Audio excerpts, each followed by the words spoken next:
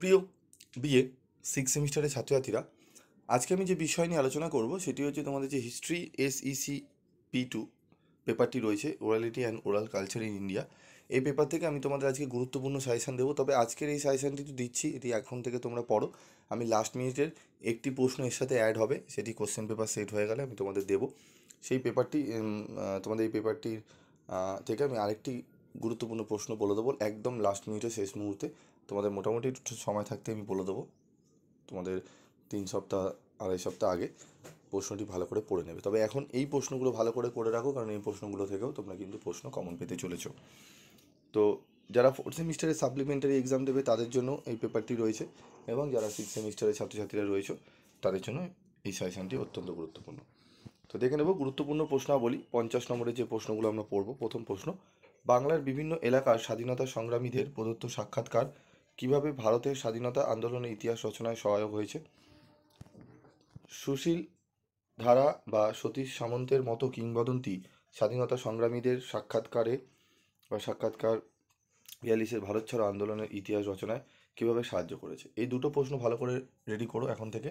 এর সাথে আরেকটি প্রশ্ন অ্যাড হবে, আমি পরবর্তীতে দেবো। ঠিক আছে, এই দুটো প্রশ্ন ভালো করে রেডি করো। আশা করি এখান থেকে তোমরা প্রশ্ন অনেকটাই কমন পাবে। ঠিক আছে, তবে 50 নম্বরে একটু প্রশ্নগুলো ঘোরায়, আমি চেষ্টা করব তোমাদের গুরুত্বপূর্ণ প্রশ্নগুলো আরেকটি দিয়ে দিতে।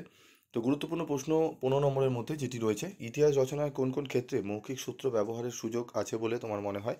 তেভাগা আন্দোলনের মতো ঘটনার ইতিহাস নির্মাণে স্থানীয় মানুষের দেওয়া মৌখিক বিবরণীর গুরুত্ব কতখানি? পুরনো বাড়ি বা পথঘাটের ছবি কিভাবে একটি এলাকার বিবর্তনের ইতিহাস বুঝতে সাহায্য করে? এই প্রশ্নটি। মহিলাদের স্মৃতিকথা কিভাবে তাদের সময় আর জগৎকে তুলে ধরে?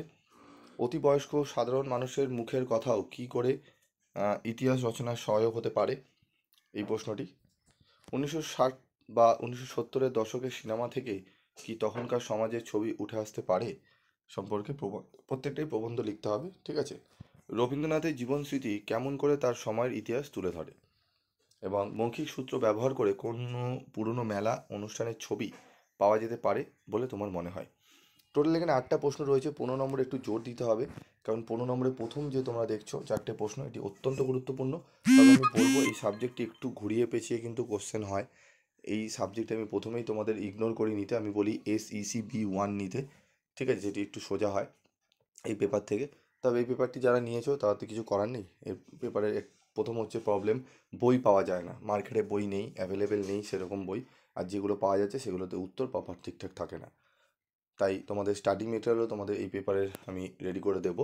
ঠিক আছে, তবে আমি বলবো যারা এই পেপারটি নিয়ে ফেলেছো কিছু করার নেই, তাদের একটু বেশি করে পড়তে হবে, নাহলে কিন্তু এই পেপারে কিন্তু বারবার বলছি সাপ্লি হয়ে যাবে। ঠিক আছে, তাই একটু বেশি করে পড়ে রাখো, রিস্ক কম নিয়ে একটু বেশি করে পড়ো। ঠিক আছে, তো আজকের মতো ভিডিওটি আমি শেষ করছি। দেখা হচ্ছে পরবর্তী ভিডিওতে।